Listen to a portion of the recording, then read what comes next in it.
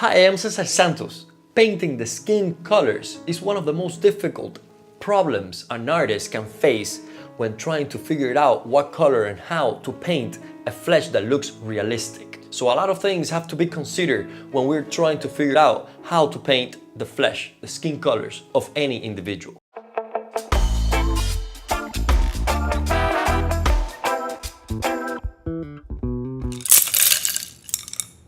In this video, I'll be showing you all the materials I'm using, as well as the colors on my palette and how to combine them, how to pre-mix them so you can get any type of skin complexion that you wish to paint. I will also demonstrate all these principles as I talk to you about how to apply them to make the colors look real. I will try to explain all this in a manner that you can understand it immediately and put it into practice in your own studio. I have selected a list of colors that don't belong to one particular brand. And the reason I'm doing this is to make you understand that as long as you have good quality paints, you can manage it and get used to it and achieve a good result without having to use the same brand that I'm using. And sometimes people want to be specific. So you can be specific with this, but you don't have to. You can change it around. I have made adjustments in time due to my frequent studies in museums and also looking at images that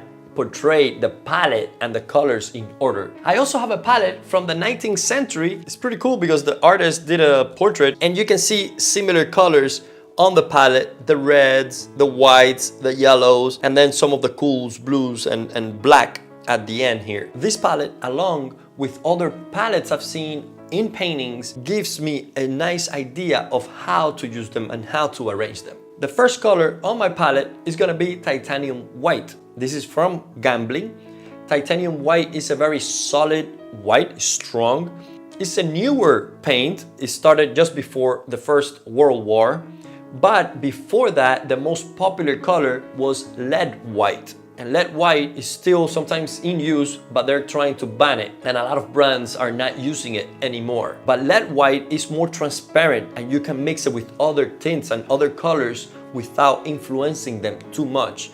So we will see how to be careful with this white so it doesn't ruin the painting and make it gray. Finally, I have ivory black to finish my palette. Ivory black is a transparent black. It's not as Mars black, which dries fast, but it's not as transparent. It's very opaque. And if you want to be glazing or adding mystery to the blacks, I think you can find more power with the ivory black than the Mars black.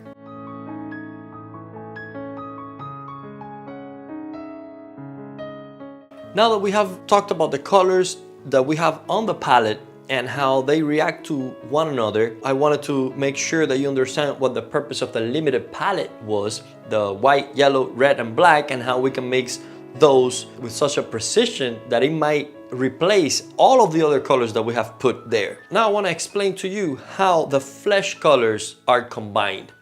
In general, the flesh color, when it's receiving the light, is when it's more chromatic. Any type of skin color, any darkness of skin complexion works like that. Whatever the light is hitting it, that's when the color is revealed. As I premix this base, we have to keep in mind that these colors are going to be general, okay? I'm gonna premix the idea of the colors. I'm gonna do two examples, one light flesh complexion and another one a darker complexion. So these will be the cool colors that you can add to this flesh. This one is in between blue and green because this green is really cold. You can add yellow to it and make it more greenish if we want to.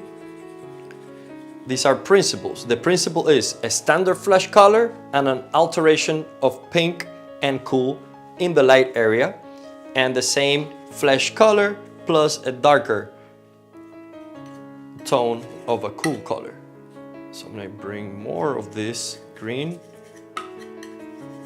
With a darker skin color, we can start from the halftone, the middle tone, and add more variety of colors. So we can have more purples, more yellows, more greens, playing together in harmony to create the idea of flesh living. Keep the reflected light really subtle and as dark as possible so that everything here stays darker than the things in the light area. So now we have a ball of flesh color, of a skin tone that has changed from the beginning until now. You can play around darkening a little bit more, as long as you keep that idea of broken colors, of variations of cools and warms playing together with whatever the darkness, the values of the area is. You will get that three-dimensionality and that alive looking into it.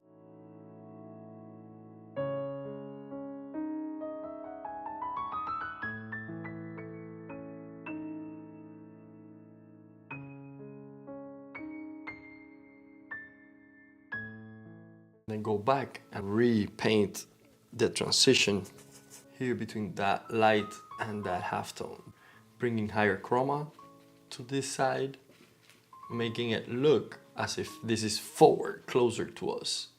Okay, so now we understand how to use these simple colors that we can even reduce to 4 with the Zorn palette and apply them in a way that can give the impression of live. I have prepared a longer video with all the subtle information about this subject of mixing the flesh colors. Check it out on my website, cesarsantos.com, together with other videos for you to choose from.